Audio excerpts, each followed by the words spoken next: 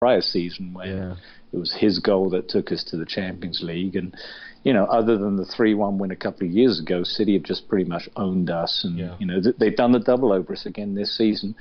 But on the plus side, we didn't let in 4 goals. We didn't let in 5 or 6. We just let in 1. So I don't think we can be too disappointed at that defeat, unlike some of our other defeats this season. I agree. And you think about last year when we capitulated every time we played anybody in the top 4. And this year we've beaten Chelsea, we beat Arsenal, we drew against United earlier in the season, albeit a 0-0.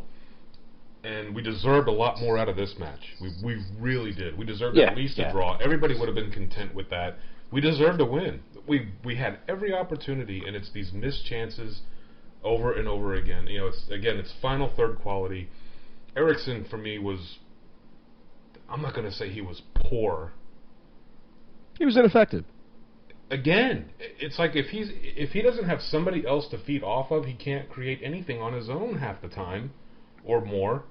And when he does, it looks absolutely brilliant. But his touches are too heavy right now. He's getting knocked off the ball very easily. Lamela struggled a little bit yesterday, but I thought he played actually pretty well and created some chances. He was wide open on the back post on that very first offensive move that we made where the cross was going to go in. And I think, was it Zabaleta that got his foot in and nicked it away? Didn't Chadley make kind of a weak pass there? Nice run, Should have been better. He swung that in, and you could just see Lamela just chomping at the bit for that ball, and it got deflected away. And that could have just been a tap-in at that point, and we would have been off and running, and who knows what the results could have been at the end of the day. Maybe that sets them back a little bit without Toure playing, without Company playing.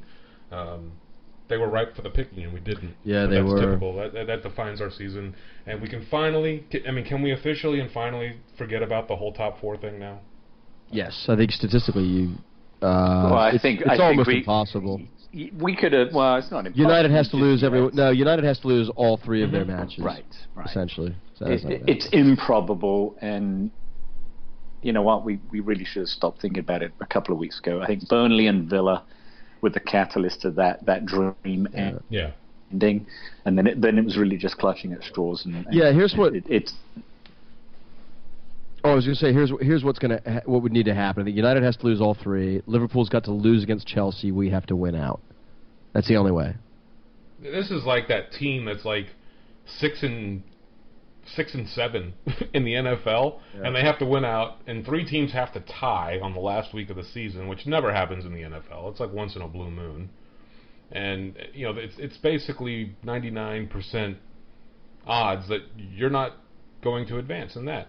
Now, Southampton and Liverpool are struggling just like we are. It is going to be which of these 2 teams of the 3 are going to do whatever it takes to finally do something to get in to Europa League or sit 7th when this is all said and done.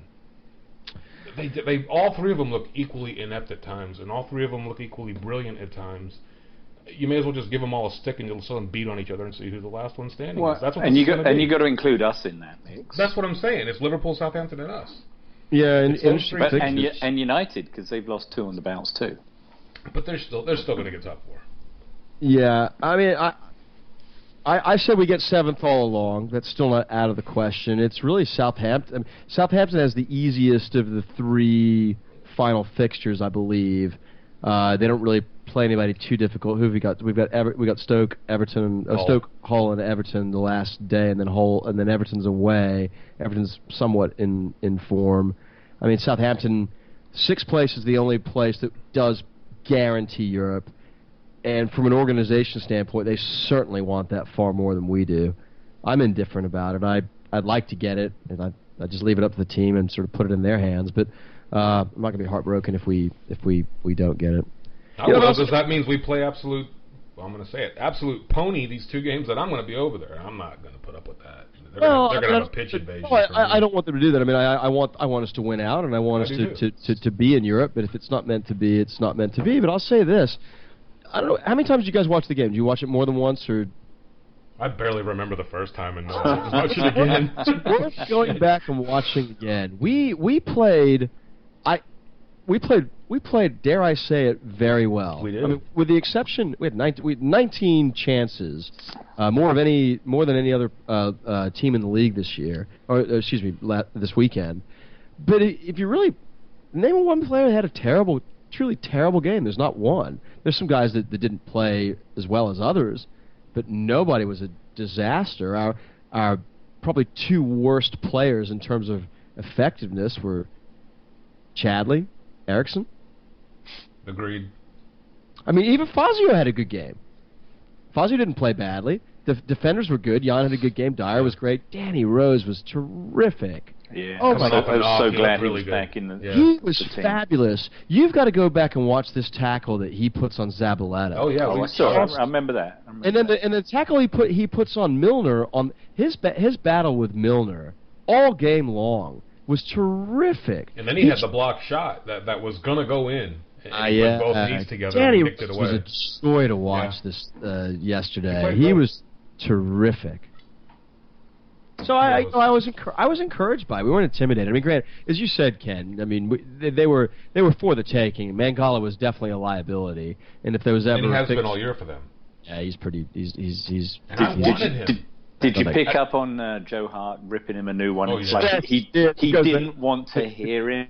Yeah, he goes because he was shouting it like 3 or 4 times, and he's just like, "I'm just going to walk away now."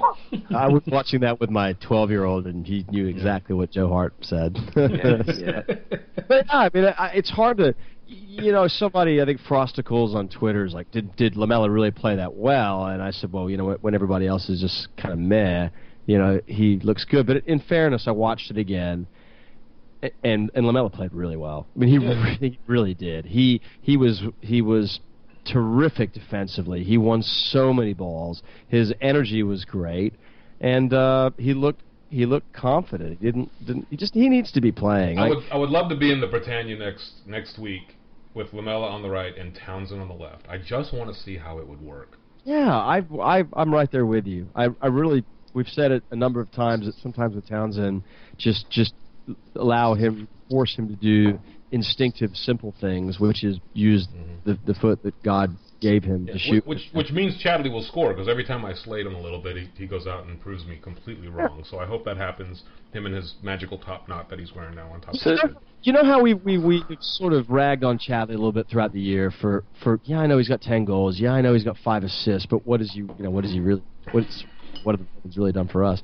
But this past week was a good example of it. He didn't play terrible. He certainly didn't play great. He was serviceable.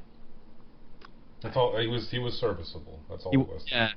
He wasn't bad. He didn't make an impression on the game. I didn't think. Did you? No, but you know what? You got slated quite a bit for that statement last week about you're the one that called him lazy. And but you're the one that said none of his goals have actually meant anything. Somebody came out with a really interesting stat. For the life of me, I can't remember who it was. Chadley's got 3 more goals than anybody else on Liverpool's squad this year. Take a little bit of context, because I said, look, I even said, I spoke out of both sides of my mouth. I made the comment about, don't get me wrong, we'd missed 10 goals, but were they really that important, that effective, that meaningful? And I did say, without question, the Southampton goal was meaningful, it was important, it changed the result of the game. But that's been somewhat of the exception to the rule. I've just I try to think about some of his goals. I remember, obviously he gave us the lead at the empty crates, so that was definitely an important goal. And obviously last week Southampton scored against Chelsea. I would say the goal against Chelsea wasn't a difference maker, though. But if you go back and add it up, I mean, you could conceivably do it with everybody. Any goal against Chelsea. He's contributed probably a plus 8, 9, 10 point difference. Well, again, and I hate to be his goals. Well, I hate to be a slave to stats, but if you go look at who scored and you go and Transfer Market and other places, his ranking is not that good because it takes his entire body of work into consideration. I mean, not just 10 goals and 5 assists. His ranking is remarkably low for a player that has the tangible output in terms of goals and assists that he has. Mm-hmm. In fact, I'll take a quick peek and see what his rating is. Sorry. But at the end of the day, we have 3 players in double figures and no one else does. Yeah, correct. Exactly. That's true. Which anyone can say, well, you're just clutching at straws, lads, based on how the performance of the team and the squad has been this season. And You can argue yes. We've let in a lot of goals, way too many goals for our liking. That definitely could have translated into positive points and left us further up the table. But, when you look at the bank balance at the end of the season, you got to look at the good that we've had out of the season. I made the faux pas of saying we had a great season, which obviously we haven't, but we've had a decent season. Yeah. With a new manager. Last season, when you switch managers and you end up sixth, you look at the whole of the parts, and it probably wasn't so good based on the batterings that we had.